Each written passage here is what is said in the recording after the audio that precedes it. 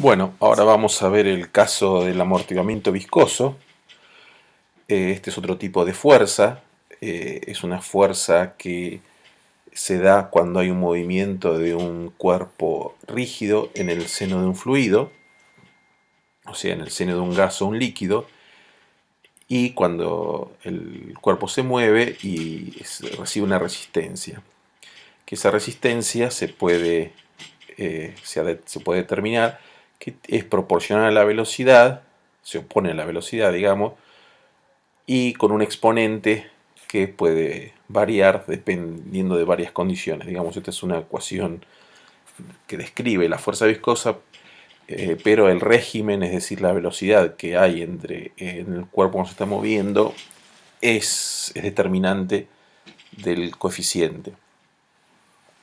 Bueno, el coeficiente, vamos a considerar el caso más sencillo, que el coeficiente es 1, es decir, que la dependencia es lineal con la velocidad. Y eso se da para el movimiento de los cuerpos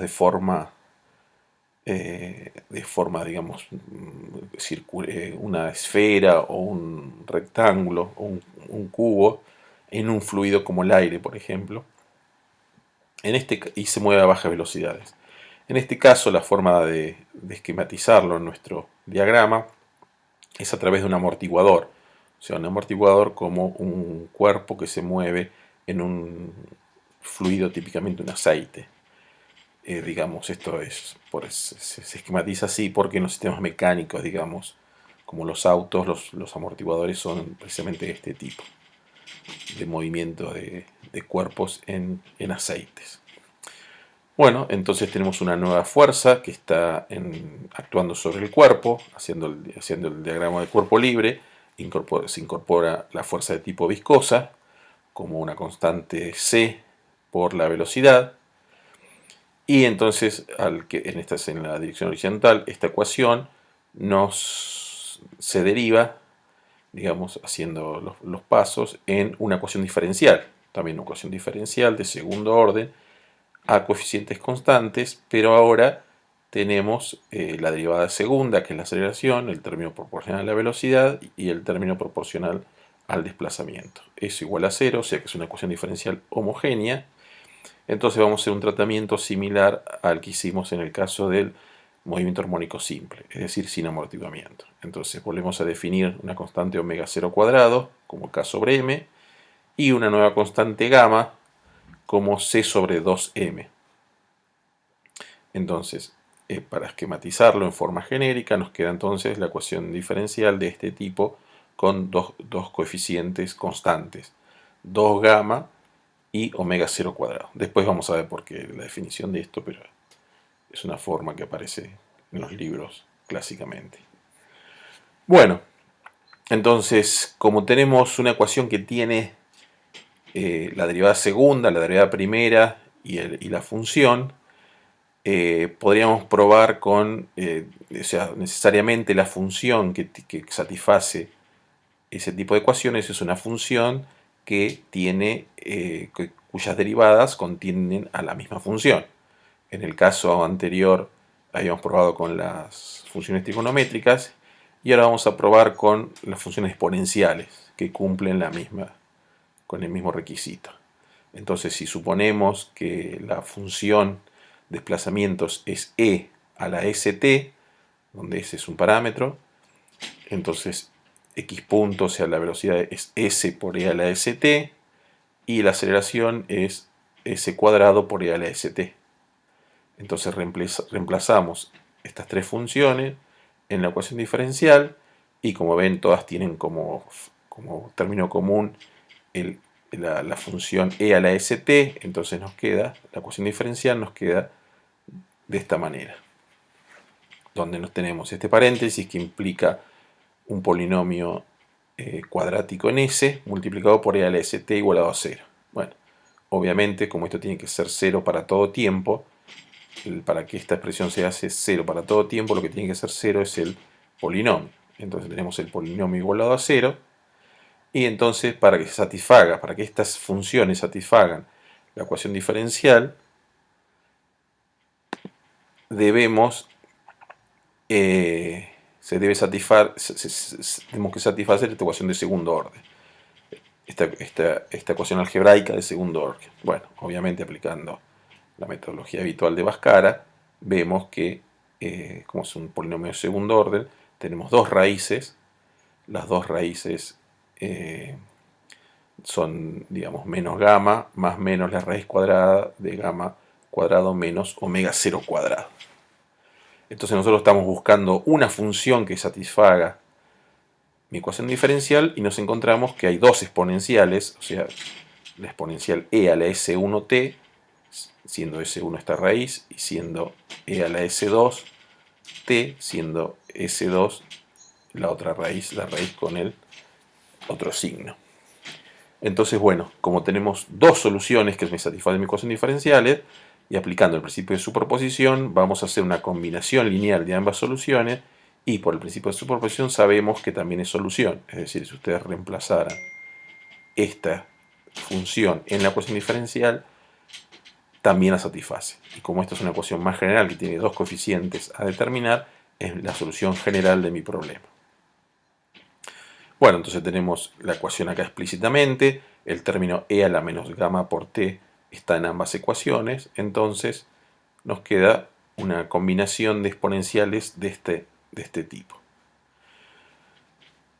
Bueno, entonces ahora lo que podemos notar es que tenemos una parte de las exponenciales, perdón, acá me falta multiplicado por t en ambas exponenciales. Pero lo que podemos notar es que ambas exponenciales tienen un término de la raíz cuadrada de gamma cuadrado menos omega 0 cuadrado. Entonces, la característica de la exponencial queda determinada por el signo que tenga el radical, digamos. Según sea gamma cuadrado con respecto a omega 0 cuadrado, el radical será real, será 0 o complejo. Bien, entonces, si gamma cuadrado es mayor que omega 0 cuadrado, que eso se da si c es mayor que 2 veces la raíz de k por m, esto en términos de los parámetros del sistema, los exponentes estos son reales y las exponenciales son reales, porque también tenemos la menos gamma, o sea que son todas reales, son exponentes reales, y ese se denomina el caso de sobreamortiguamiento. Ahora bien, si gamma es igual a omega 0, es decir, que c es igual a 2 veces la raíz de k por m, la raíz es 0 y estos exponentes son iguales. Ese caso se conoce como amortiguamiento crítico. Y por último tenemos el caso que gamma sea menor que omega 0 cuadrado, en el caso que c, en este caso c, la constante del amortiguador, es menor que 2 veces la raíz de k por m, los exponentes son complejos, porque tenemos el radical es menor que 0, entonces es un exponente, es un número imaginario, con el e a la menos gamma nos queda números complejos. Y ese se considera como amortiguamiento, subamortiguamiento o amortiguamiento liviano. Bueno, vamos a analizar caso por caso. El primer caso, que es el sobreamortiguamiento. En el caso del sobreamortiguamiento, obviamente que los exponentes son reales.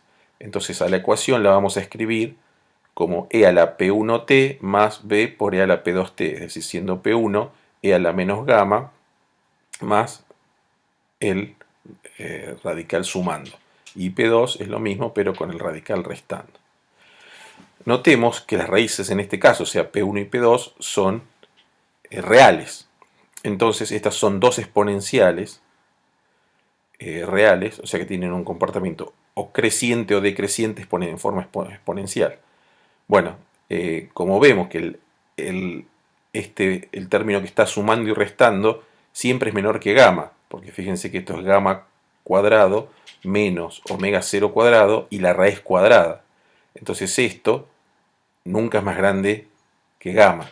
No puede ser nunca más grande que gamma. Entonces como acá tenemos menos gamma, o sea que P1 es un número que nunca es positivo, siempre es negativo. Y P2, obviamente, cuando se está restando, también es un número negativo, siempre un número negativo en valor absoluto más grande, es decir, un número más chico, siempre que o sea, P1 es la raíz más grande y P2 es la raíz más chica, porque son ambos números negativos. Entonces, bueno, podemos tomar un ejemplo, tomando un ejemplo, por ejemplo, que omega 0, como el caso que analizamos antes, el mismo ejemplo es 3,14, y tomamos un caso donde el coeficiente gamma es el doble que omega 0. Y en ese caso, con esos parámetros, y V0, o sea, la velocidad inicial 1 metro por segundo, y la posición inicial 0, es decir, es un móvil que está en el punto de equilibrio y tiene una velocidad inicial, lo que hace, el móvil se aleja, pero se va frenando hasta que llega a la distancia máxima y después empieza a decrecer exponencialmente hasta la posición de equilibrio. Es decir, que es un comportamiento de tipo exponencial como suma de dos contribuciones. Esta sería la exponencial e a la P2, es decir, la que tiene el número negativo más chico,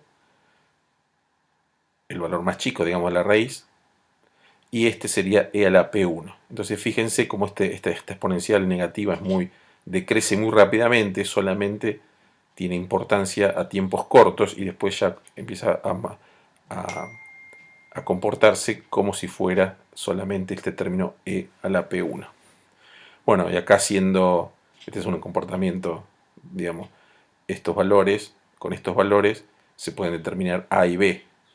Entonces, bueno, esa es una cuenta que se puede hacer rápidamente calculando la velocidad y bueno, es fácil. Queda de esta forma, quedan A y B en función de las condiciones iniciales y las dos raíces. Entonces este es un comportamiento típicamente exponencial. Bueno, el segundo caso es el que llamamos como amortiguamiento crítico, es decir, cuando gamma es igual a omega 0, en ese caso el radical es 0, ya que ambas son iguales, y me queda solamente, las dos raíces me quedan iguales, P1 y P2, igual a menos gamma. Entonces acá nos encontraríamos con un problema, porque nosotros tenemos una única solución, que es e a la menos gamma por t, función solución. Entonces necesitamos encontrar otra, porque para tener una solución de un sistema de una ecuación diferencial de segundo orden necesitamos dos funciones para resolver el problema.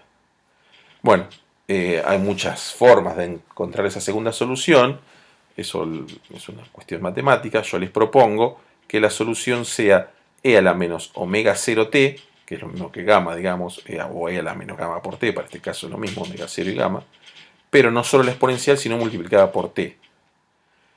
Si nosotros reemplazamos esta función en la ecuación diferencial, vamos a encontrar que es solución, que es solamente derivarlo y reemplazar y vemos que es solución.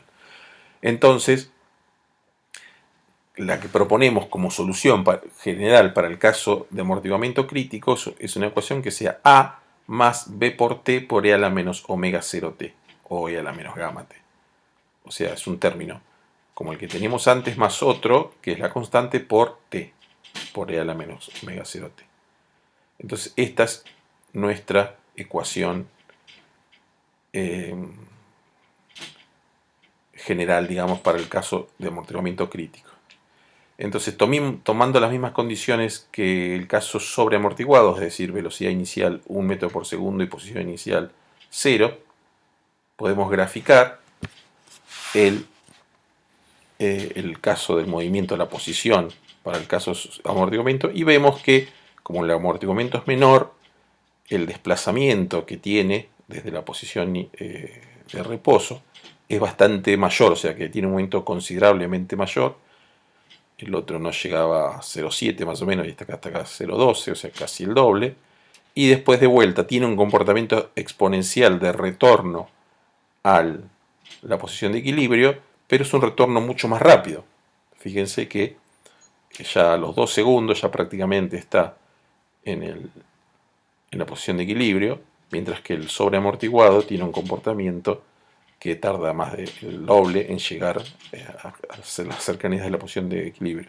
Entonces el comportamiento es básicamente el mismo, con la diferencia que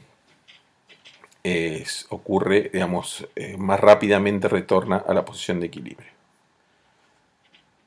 Pero tiene el mismo tipo de comportamiento. Físicamente no es distinguible, digamos. O sea, es muy difícil en un sistema saber si está en caso sobreamortiguado o críticamente amortiguado, porque el amortiguamiento crítico es un único valor, digamos. En cambio, el sobreamortiguado es todo un rango de valores.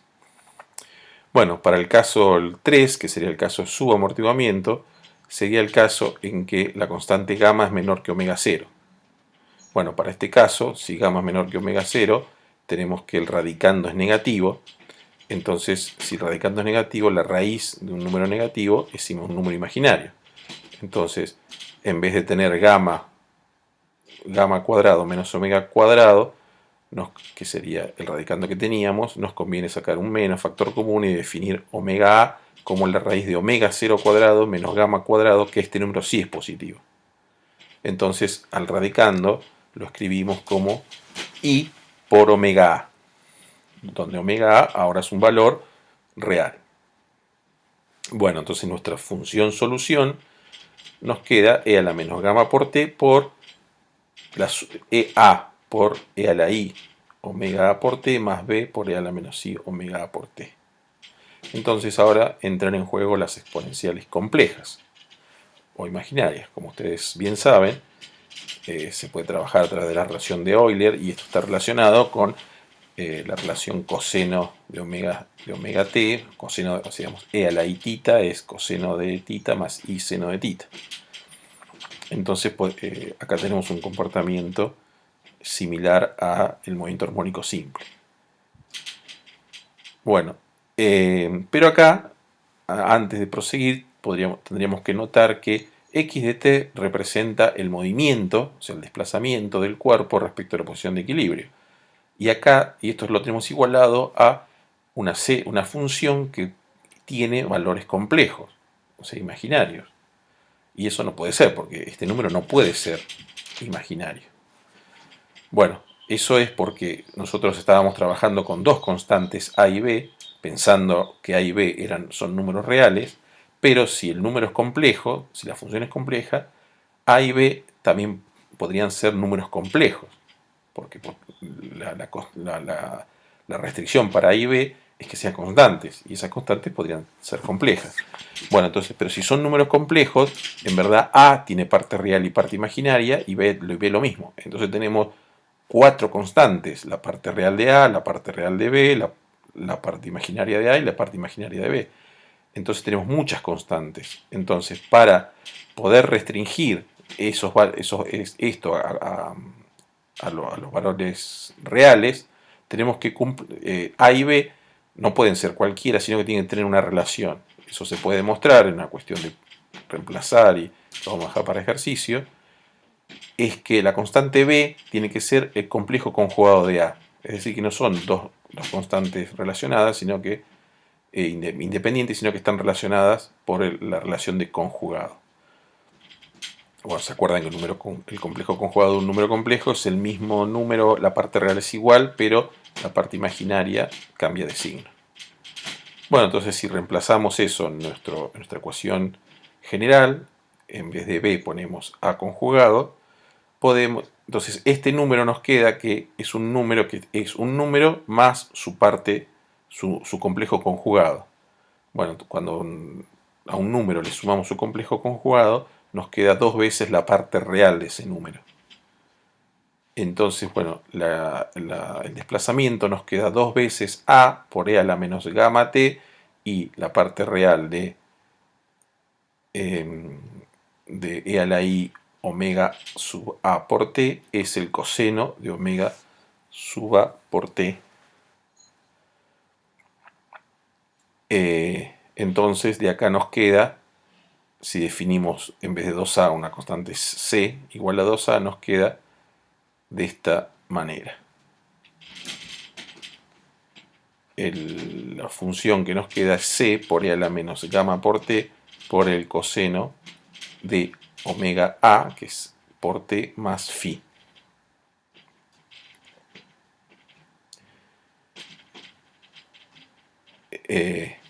Bueno, entonces esto es una función, podemos volver, esta función trigonométrica,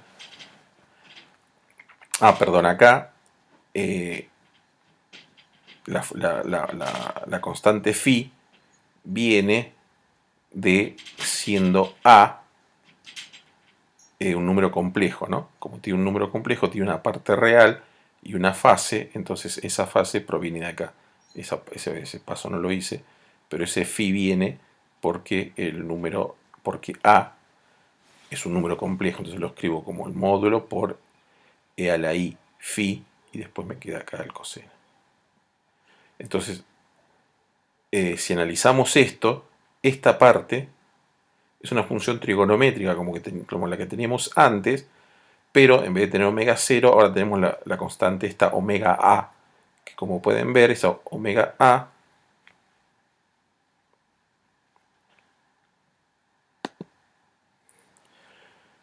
como pueden ver, omega a es un valor un poco menor que omega 0, porque a omega 0 al cuadrado se le resta gamma y eso se saca la raíz cuadrada, o sea que es un valor un poco más chico que omega 0.